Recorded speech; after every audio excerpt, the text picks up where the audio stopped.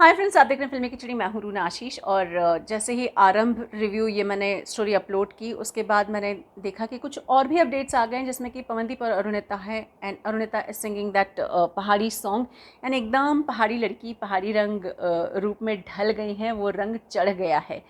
सो मुझे तो बहुत अच्छा लगा। और ये वही सॉन्ग है जो पवनदीप अक्सर सुनाया करते हैं और बहुत सुंदर सुनाते हैं।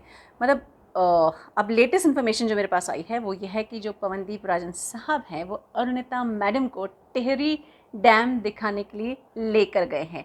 टिहरी डैम ऑलमोस्ट 32 किलोमीटर्स दूर है ऋषिकेश से, जहाँ पर वो अभी हाल फिलहाल हैं।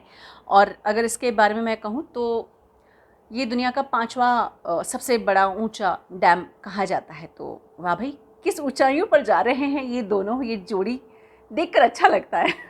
एनीवेज, अब इस दौरान मुझसे कई सारे लोगों ने पूछा कि एक्चुअली में इन दोनों के बीच में क्या है या नहीं है, are they in kind of relationship. तो फ्रेंड्स, एक थ्योरी है, कम्युनिकेशन थ्योरी, जब मैं पढ़ रही थी जर्नलिज्म एंड मास कम्युनिकेशन, कि आप जो बातचीत करते हैं वो सिर्फ आपके 35 से 40% हिस्सा होता है कम्युनिकेशन का, बातचीत का।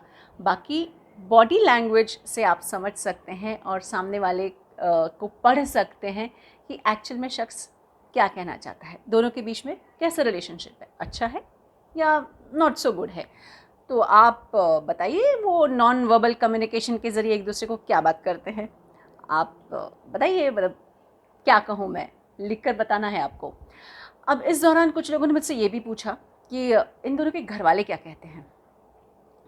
तो जब इन दोनों के घरवाले की मैं बात करती हूँ, तो जब भी इनके पिताजी यानी पवनदीप के पिताजी या चाचा जी या सिस्टर से बात की है, they are very fond of Arunita.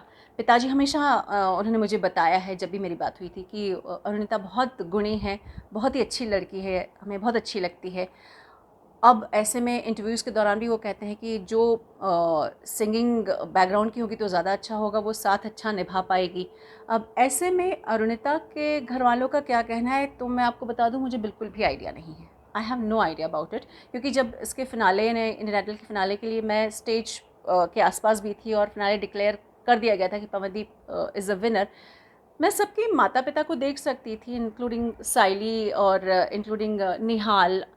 But मुझे कहीं भी अरुणिता के माता पिता नहीं दिखाई दिए। तो आई थिंक जैसे ही नाम डिक्लेयर किया गया वो चले गए होंगे, मैं ये सोच कर बैठी थी, क्योंकि मुझे कहीं दिखाई नहीं दे रहे थे वो।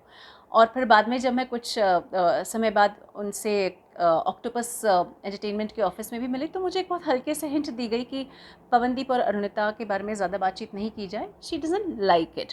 और फिर यही बात सिद्धार्थ डे जो कि लेखक हैं, उन्होंने भी बताई कि she is not very comfortable जब इस रिलेशनशिप की बात की जाती है, पूछा जाता है। तो चलिए फ्रेंड्स, मैंने अपनी सिचुएशन जो है वो बता दी। अब हाँ, एक बात है, अगर मेरी कोई छोटी बहन होती और मुझे पवनदीप के बारे में बताती तो मैं बिल्कुल मना नहीं करती कि इतना क्यूट तो लड़का है यार, हाय, कोई कैसे मना करेगा।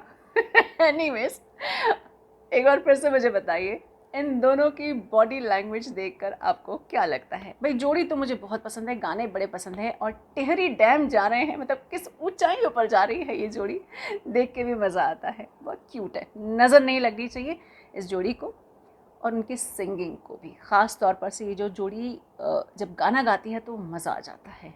चलिए, लिख कर बताइए। जय हिंद।